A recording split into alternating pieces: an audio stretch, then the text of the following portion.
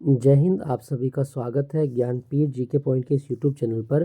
दोस्तों आइए शुरू करते हैं स्टैटिक जीके का एक और नया मॉक टेस्ट। ठीक है, इससे पहले मैंने जो भी मॉक टेस्ट अपलोड किए हैं उनकी प्लेलिस्ट बना दी है। 20 प्रश्नों का अभ्यास करेंगे स्टैटिक जीके के, तो प्लेलिस्ट में जाके आप जो भी मॉक टेस्ट अपलोड किए गए उनको देखिएगा। और पहला प्रश्न आपकी स्क्रीन पर क्या कहा गया। पहले प्रश्न में कहा गया, दक्षिण भारत के किस मंदिर को काकतीय राजवंश द्वारा बनवाया गया था जिसे 2021 में यूनेस्को विश्व धरोहर स्थल में घोषित किया गया। दोस्तों, काकतीय राजवंश के द्वारा जो मंदिर बनवाया गया था और जो यूनेस्को की धरोहर बना वो है आपका ऑप्शन बी, रामप्पा स्वामी मंदिर। और रामप्पा स्वामी मंदिर की अगर हम बात करते हैं तो ये वर्तमान तेलंगाना राज्य में है।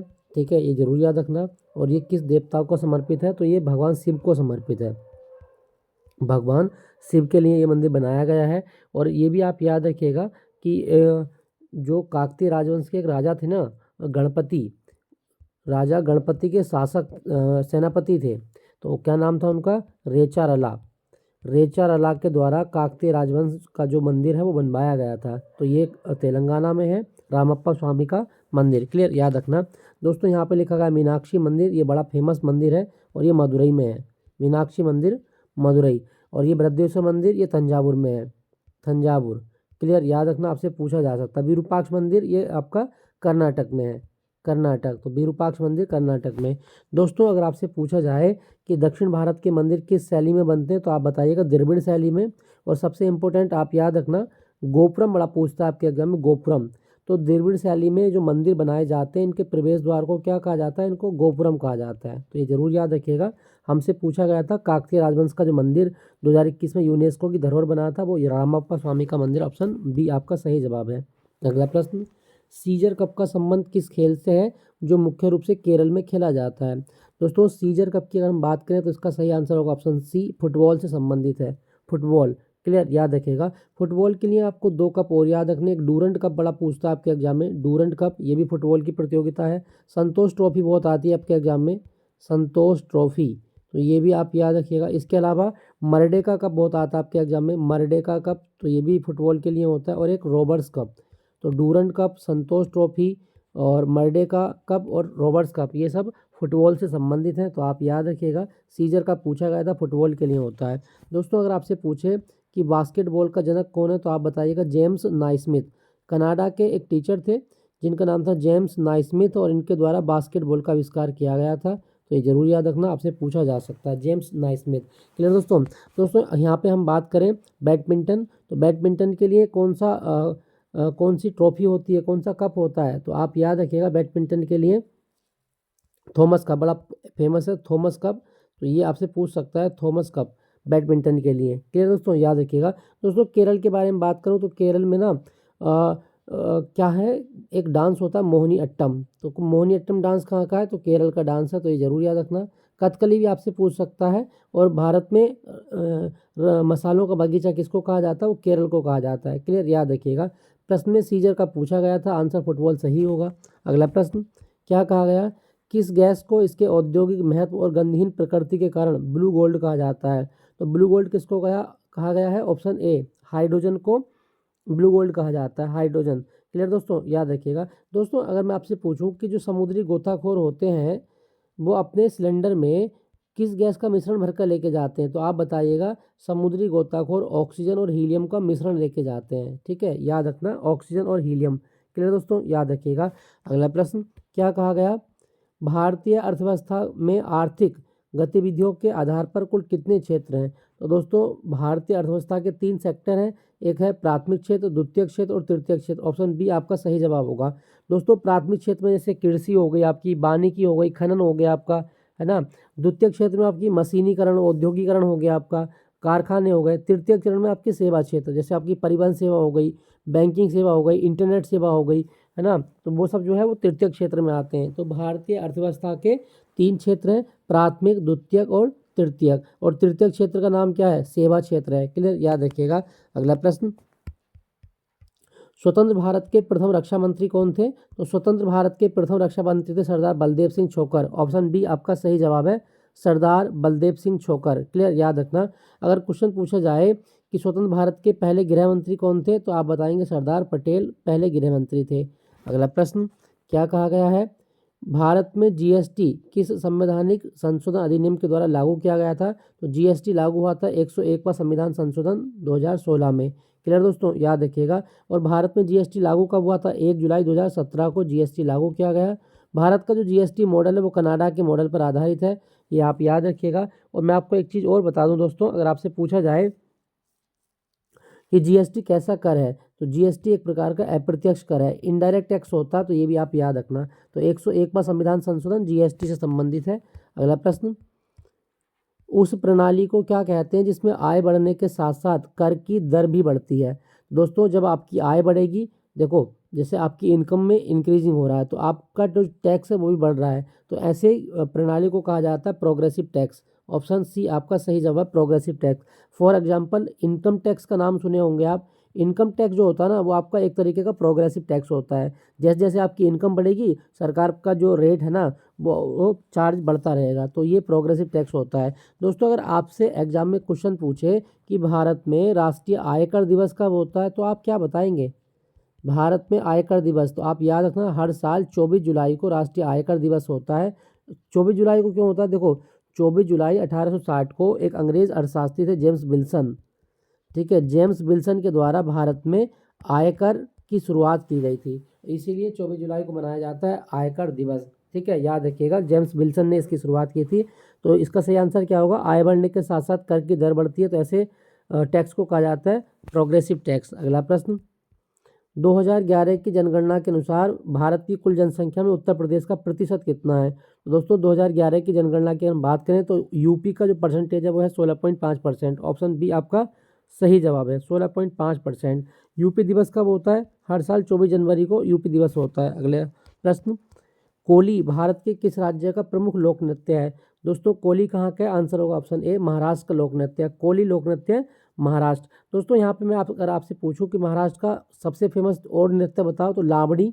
ठीक है, ये भी आप याद रखना। लेजिम बहुत पूछता है यहाँ का, लेजिम, लावणी, ललिता, लेजिम।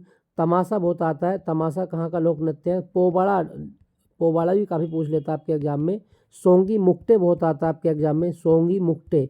तो ये सारे जो लोक नृत्य हैं वो कहाँ के हैं? वो महाराष्ट्र के हैं। महाराष्ट्र का नया साल आप जानते हैं क्या है? गुड़ी पड़वा। तो महाराष्ट्र का नया साल है गुड़ी पड़वा। और महाराष्ट्र में एक डांस भी होता है, वो एक त्यौहार जिसका नाम है पोला।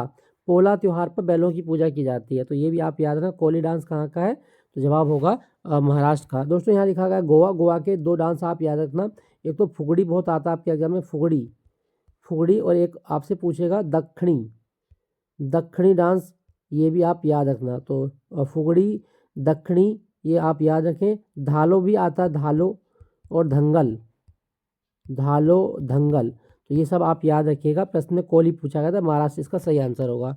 अगला प्रश्न, क्वेश्चन संख्या 10 क्या कहा गया? सार्क का मुख्यालय कहाँ स्थित है? दोस्तों, सार्क का मुख्यालय ऑप्शन बी काठमांडू में है। और सार्क की स्थापना कब हुई थी? दोस्तों, सार्क की स्थापना 8 दिसंबर 1985 को की गई थी। तो सार्क बना 8 दिसंबर 1985 को, और सार्क का मुख्यालय नेपाल की राजधानी काठमांडू में है।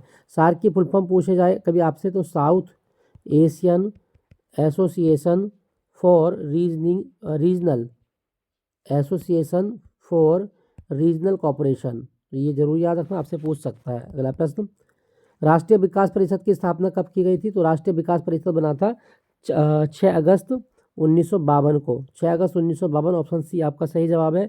राष्ट्रीय विकास परिषद का काम क्या था? कि जो पंचवर्षीय योजनाओं का खाका तैयार होता था उनका क्रियान्वयन करना, और इसका अध्यक्ष हमेशा कौन होता था? भारत का प्रधानमंत्री होता था। ठीक है दोस्तों, अब तो योजना आयोग ही खत्म कर दिया है, सरकार की कोई रिस्पॉन्सिबिलिटी नहीं होती कि योजना चालू होगी नहीं होगी, लोगों को लाभ मिलेगा नहीं मिलेगा, बस सब चल रहा है जैसा भी चल रहा है। खैर, क्वेश्चन पे लौटता हूँ। राष्ट्रीय विकास परिषद 1952 में बना था, ये जरूर याद रखना। अगला प्रश्न, विश्व का पहला मानव निर्मित उपग्रह कौन सा था? दोस्तों, दुनिया का सबसे पहला मानव निर्मित उपग्रह था स्पुतनिक प्रथम।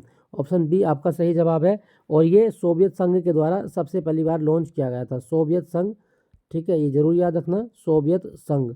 और यहाँ मैं आपको बता दूं ये किस साल में लॉन्च हुआ था? 1957 में लॉन्च हुआ था। ठीक है, तो विश्व का पहला मानव निर्मित उपग्रह है स्पुतनिक प्रथम। अगला प्रश्न, बैंकिंग प्रणाली में आईएमपीएस का पूर्ण रूप क्या होता है? तो दोस्तों, आईएमपीएस क्या है? देखो, जब आप कुछ ही मिनटों सेकंडों में एक बैंक से दूसरे बैंक में पैसा ट्रांसफ़र कर दें तो इसको बोला था आईएमपीएस।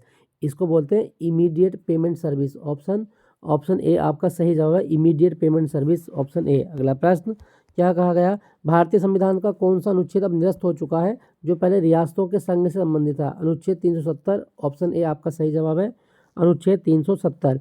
दोस्तों अगर आपके एग्जाम में क्वेश्चन पूछा जाए कि भारतीय संविधान को हिंदी भाषा में किसने लिखा, तो आप बताइएगा बसंत कृष्ण वैद्य के द्वारा लिखा गया था, बसंत कृष्ण वैद्य के द्वारा। और अंग्रेजी भाषा में किसने लिखा, प्रेम बिहारी नारायण रायजादा ने। तो दोनों आप याद रखना, प्रेम बिहारी नारायण रायजादा ने अंग्रेजी में लिखा है और बसंत कृष्ण वैद्य के द्वारा हिंदी में लिखा गया। और संविधान के पन्नों पर चित्र किसने बनाए थे, तो चित्रकार कौन थे, नंदलाल बोस। नंदलाल बोस ये भारतीय संविधान के चित्रकार हैं, ठीक है, ये जरूर याद रखिएगा। अगला प्रश्न, परमहंस मंडली किसके द्वारा स्थापित की गई थी? दोस्तों अगर हम बात करते हैं परमहंस मंडली के बारे में, तो ये एक प्रकार का सामाजिक सुधार आंदोलन है और जातिवाद के खिलाफ, ठीक है, महिलाओं की शिक्षा की पैरवी करता है ये। और दूसरी बात एकेश्वरवाद को बढ़ाता है, एकेश्वरवाद। तो परमहंस मंडली ये पुणे में स्थापित की गई थी दादोबा पांडुरंग के द्वारा। ऑप्शन बी आपका सही जवाब है, दादोबा पांडुरंग। क्लियर, याद रखिएगा। दोस्तों यहाँ पे लिखा गया है एक ऑप्शन में ज्योतिबा फुले इन्होंने सत्यशोधक समाज की स्थापना की थी और आपके एग्जाम के लिए बहुत इंपॉर्टेंट है सत्यशोधक समाज। और अगर आपसे पूछे कि स्थापना कब हुई, तो ये हुई थी 1873 में, तो ये भी आप याद रखना। और मैं आपको बता दूं इनकी किताब भी है, क्या है, गुलामगिरी। तो ज्योतिबा फुले की जो सबसे प्रसिद्ध रचना है वो है गुलामगिरी पुस्तक, ये भी आप याद रखिएगा।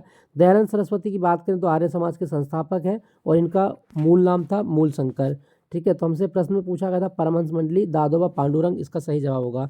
अगला प्रश्न, विश्व का सबसे बड़ा तांबा उत्पादक देश चिली की प्रसिद्ध चुक्की कामाटा खान किस पर्वत श्रेणी में है? तो दोस्तों विश्व की सबसे बड़ी जो तांबे की खान है वह है चुक्की कामाटा और ये कहाँ पर है, तो ये एंडीज पर्वतमाला में। ऑप्शन बी आपका सही जवाब है, एंडीज पर्वतमाला। क्लियर दोस्तों, याद रखिएगा। दोस्तों अगर मैं आपसे पूछूं चिली की राजधानी क्या है, तो वो है आपका सेंटियागो। सेंटियागो इसकी राजधानी है और ये दक्षिण अमेरिका का एक देश है, दक्षिण अमेरिका, ठीक है। तो एंडीज पर्वतमाला में चुक्की कामाटा तांबे की खान। क्लियर, याद रखिएगा, आपसे पूछ सकता है। दोस्तों अगर आपके एग्जाम में कभी क्वेश्चन पूछे कि मानव ने सबसे पहले कौन सी धातु का प्रयोग किया था, आंसर होगा तांबे का प्रयोग किया था। क्लियर, याद रखेंगे। अगला प्रश्न, पिरेनीज पर्वत श्रृंखला किन दो देशों के बीच स्थित है? तो दोस्तों पिरेनीज पर्वत की मैं बात करूं तो इसका सही जवाब क्या होगा, ये फ्रांस और स्पेन की सीमा पर स्थित है। ऑप्शन बी, फ्रांस और स्पेन की सीमा। क्लियर दोस्तों, याद रखेंगे। दोस्तों अगर आपसे पूछे जर्मनी और पोलैंड की सीमा, तो आप याद रखें एक नदी बनाती है, इसका नाम ओडरनीस नदी या ओडरनीस रेखा। ओडरनीस रेखा कौन से दो देशों की सीमा है, तो जवाब होगा जर्मनी और पोलैंड की। क्लियर दोस्तों, याद रखिएगा। दोस्तों चलो अगर आपसे पूछा जाए कि पोलैंड की राजधानी क्या है, वार्सा। पोलैंड की मुद्रा क्या है, जलोटी। पोलैंड की मुद्रा आपसे पूछ लेता है जलोटी है, तो ये जरूर याद रखना, आपसे पूछ सकता है। हमसे पूछा गया था पिरेनीज पर्वत, तो फ्रांस और स्पेन की सीमा पर स्थित है। अगला प्रश्न क्या कहा गया है, विश्वनाथन आनंद ने पहली बार शतरंज में विश्व चैंपियन का खिताब कब जीता था? तो सही जवाब क्या होगा, ऑप्शन बी, सन 2000 में विश्वनाथन आनंद पहली बार विश्व चैंपियन बने थे। क्या आपको पता है कि विश्वनाथन आनंद की आत्मकथा का नाम क्या है? जी हाँ, माइंड मास्टर। तो माइंड मास्टर भारत के जो शतरंज खिलाड़ी हैं कौन है, विश्वनाथन आनंद, इनकी आत्मकथा का नाम है। तो माइंड मास्टर आप याद रखिएगा। अगला प्रश्न, किस देश को मध्यरात्रि सूर्य की भूमि कहा जाता है? तो मध्यरात्रि सूर्य की भूमि कहा गया नॉर्वे को। ऑप्शन सी आपका सही जवाब है। नॉर्वे की राजधानी क्या है दोस्तों? नॉर्वे की राजधानी ओस्लो। और हर साल शांति का नोबेल जो मिलता है वो कहाँ मिलता है? ओस्लो में मिलता है, ओस्लो में। तो ये भी आप याद रखना, आपसे पूछा जा सकता है। क्लियर, और नॉर्वे को ही कहा गया मध्यरात्रि सूर्य की भूमि। दोस्तों यहाँ पे लिखा गया आपका फिनलैंड। फिनलैंड जो है इसको 1000 झीलों की भूमि कहा जाता है। तो 1000 झीलों की भूमि किसको कहा गया है? फिनलैंड को कहा जाता है, फिनलैंड। ठीक है दोस्तों, याद रखना। दोस्तों कनाडा की अगर मैं बात करता हूँ, देखो कनाडा में ना आपको एक चीज़ बताता हूँ, एक जगह है फंडी की खाड़ी। फंडी की खाड़ी, और फंडी की खाड़ी क्यों प्रसिद्ध है, तो आप याद रखना दुनिया के सबसे ऊंचे ज्वार भाटा जो आते हैं, दुनिया में सबसे ऊंचा जो ज्वार भाटा आता है वो कहाँ आता है? वो फंडी की खाड़ी में आता है। ठीक है दोस्तों, याद रखिएगा, फंडी की खाड़ी में स्थित है कनाडा जो है वो फंडी यहाँ की खाड़ी यहाँ फेमस है और दुनिया के सबसे ऊंचे ज्वार भाटा यहाँ आते हैं। तो ये भी आप याद रखें कि फंडी की खाड़ी कहाँ पर है, तो कनाडा में। और क्यों प्रसिद्ध है, तो आप बताइएगा ज्वार भाटा के लिए। ठीक है, तो फिनलैंड को कहा गया 1000 झीलों की भूमि। दोस्तों यहाँ पे मैं आपको बता दूं, अगर आपके एग्जाम में कभी और क्वेश्चन आए कि स्वीडन की राजधानी क्या है, तो स्टॉकहोम है, स्टॉकहोम। तो ये भी आप याद रखिएगा। अर्धरात्रि सूर्य की भूमि पूछा गया था, नॉर्वे इसका सही जवाब होगा। अगला प्रश्न, क्वेश्चन संख्या 19, संसदीय प्रणाली में कार्यपालिका का वास्तविक प्रमुख कौन होता है। दोस्तों देखो, संवैधानिक प्रमुख तो कौन होगा, राष्ट्रपति, लेकिन हमसे पूछा वास्तविक प्रमुख, आंसर होगा प्रधानमंत्री। संसदीय प्रणाली में कार्यपालिका का वास्तविक प्रमुख प्रधानमंत्री है, लेकिन संवैधानिक प्रमुख वो राष्ट्रपति होता है। ठीक है, ये भी आप याद रखिएगा। अगर आपसे क्वेश्चन पूछे कि भारत की संसदीय व्यवस्था किस देश की प्रणाली पर आधारित है, तो भारत में संसदीय प्रणाली ब्रिटेन से ली गई है। ठीक है दोस्तों, याद रखिएगा। अगला प्रश्न, क्वेश्चन संख्या 20, निम्नलिखित में से कौन सा अनुच्छेद डॉक्ट्रिन ऑफ प्लेजर से संबंधित है। सही जवाब होगा आपका ऑप्शन ए, अनुच्छेद 310। अनुच्छेद 310 क्या कहता है कि अगर कोई व्यक्ति संघ सेवा या राज्य लोक सेवा के रूप में सेवा देता है, या रक्षा सेवा में सेवा देता है, अखिल भारतीय सेवा देता है, या सिविल सेवा देता है, तो किसके प्रसाद पर्यंत अपना पद धारण करता है, तो राष्ट्रपति के प्रसाद पर्यंत अपना पद धारण करता है, अगर देश की बात कर रहे हैं। और राज्य में बात करेंगे तो राज्यपाल के प्रसाद पर्यंत बात करते हैं। तो ऐसा प्रावधान अनुच्छेद 310 में किया गया है। इसका सही जवाब होगा आपका option A, doctrine of pleasure अनुच्छेद 310 में संबंधित है। ठीक है दोस्तों, याद रखिएगा। तो दोस्तों ये था आज का एक मॉक टेस्ट, 20 प्रश्नों का अभ्यास हमने किया था। आई होप ये सेशन आपको अच्छा लगा होगा। अच्छा लगे तो अपने दोस्तों के साथ शेयर जरूर कीजिएगा, लाइक कीजिएगा। फिर मुलाकात होगी आपसे यूपी जीके के साथ। और मैं बता दूं दोस्तों आपको, कल साइंस का मॉक टेस्ट मैंने अपलोड किया था। क्वेश्चन थोड़े से टफ थे उसमें, लेकिन ईजी थे, आप कर सकते हैं। और आज हम अपलोड करेंगे इवनिंग में पॉलिटी के 20 प्रश्न, जिनका अभ्यास करेंगे। तो डे बाय डे मैं आपको बताता रहूँगा टाइम टेबल के अनुसार कि किस तरह से आपका पूरा शेड्यूल मैंने रखा है। तो आज हम पॉलिटी के प्रश्नों का अभ्यास करेंगे, इवनिंग में वो क्लास आएगी आपकी, तो आप उनको देखना मत भूलिएगा। और प्लेलिस्ट में जाके जो भी सेट अपलोड किए हैं उनको आप देखिएगा। फिर मुलाकात होगी आपसे यूपी जी के साथ। तब तक के लिए thank you for watching Gyanpeeth ji के पॉइंट।